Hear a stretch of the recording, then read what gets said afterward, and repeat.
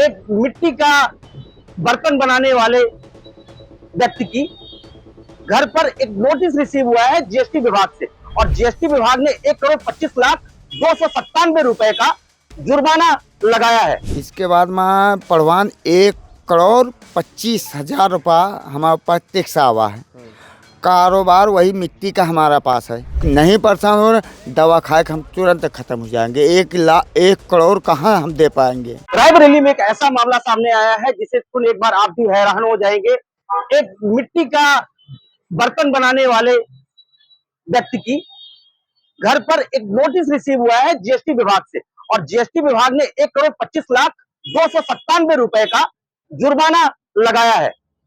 जब मीडिया से इस व्यक्ति से मुलाकात हुई तो मीडिया के सामने व्यक्ति आया और मोहम्मद सईद नाम का व्यक्ति है जो कि थाना हरचंदपुर क्षेत्र का रहने वाला है, और इसने बताया कि आज से 20 साल पहले इसका आधार कार्ड पैन कार्ड गायब हो गया था, और उसके बाद उसके कागज के साथ छेड़छाड़ कर ये कृत्य किया गया, जिसमें उसको 1,25,0297 रुपए का नोटिस रिसीव हुआ है 15 फरवरी 2026 को।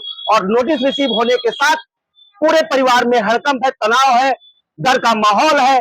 क्योंकि गरीब इंसान जिस तरीके से जीता है अपनी रोजी रोटी, अपने बच्चों को कुल्हड़ बनाकर, मिट्टी के बर्तन गुल्लक बनाकर इससे जीवन यापन करने वाले को 1,25,00,000 रुपए का जब नोटिस रिसीव हुआ तो कह रहा है कि अगर मामला ये नोटिस वापस सरकार नहीं लेती है या इस पे जांच नहीं होती है तो हम जहर खा करके आत्महत्या कर लेंगे। आखिर आत्महत्या करने पर ये गरीब परिवार क्यों मजबूर हुआ है? नाम है आपका? मोहम्मद शहीद है, कहाँ के रहने वाले? हरचंदपुर रहने वाले हैं। और इसके बाद में नोटिस है 15 तारीख का। इसके बाद में फिर चला है वह का पढ़वाया, हम बहुत अनपढ़ आदमी हैं। इसके बाद में पढ़वान 1,25,00,000 रुपया हमारे पास टैक्स आवा है। कारोबार वही मिट्टी का हमारा पास है। वही बर्तन बनाते हैं, गरिया है, सुराही है, कुज्जा चाय वाले बनाते हैं, वही बना के अपन बच्चे जियाते हैं।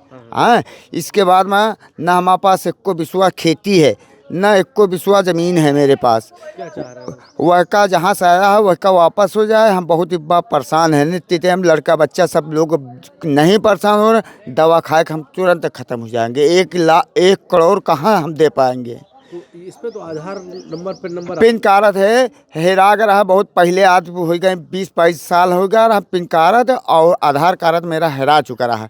अब वह फिर से हम नवा बनवाया है। अब जल्दी लगभग 4-5 साल हो गए हैं इसको हम बनवाया। तो फिर क्या लग रहा है आपको, किसी ने फ्रॉड किया? फरादपन किया मेरे साथे। हम इतना हमारे साथ इतनी बुरी फरादपन करा गया है। अब ऊपर वाला जाने है, हमारा दिल जान रहा बित्ती थे।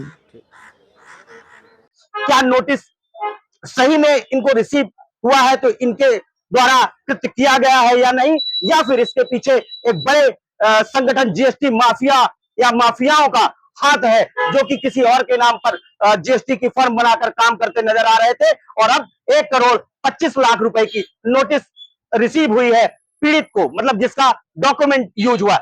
इस पे Raebareli police, Raebareli DM, GST विभाग के जो आला अधिकारी हैं उनको सघनता से जांच करनी चाहिए, और जांच करके इस पूरे मामले में परिवार के साथ खड़े होना चाहिए। लेकिन मैं फिर आपको बता दूं, हमने कई ऐसे मामले देखे हैं, कई सारे ऐसे भिखारी कई सारे राज्यों में, कई सारे जिलों में, कई सारे तहसीलों में अलग अलग देखे गए हैं, जिनके पास मुखौटा कुछ और होता है और दिखता कुछ और है।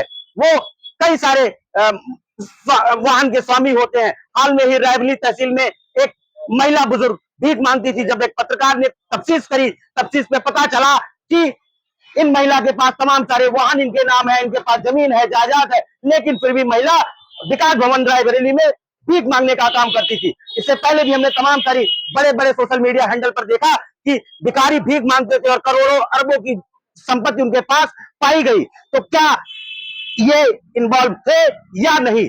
IBC 24 किसी भी खबर की पुष्टि नहीं करता, लेकिन अधिकारियों से जांच की मांग के लिए कहता है कि इस गरीब परिवार के साथ अगर अन्याय हुआ है, इनके डॉक्यूमेंट फर्जी तरीके से यूज हुए हैं, तो जांच कर इस परिवार को न्याय जरूर दिलाए। मैं इंद्रवीर सिंह, IBC 24 के लिए रायबरेली।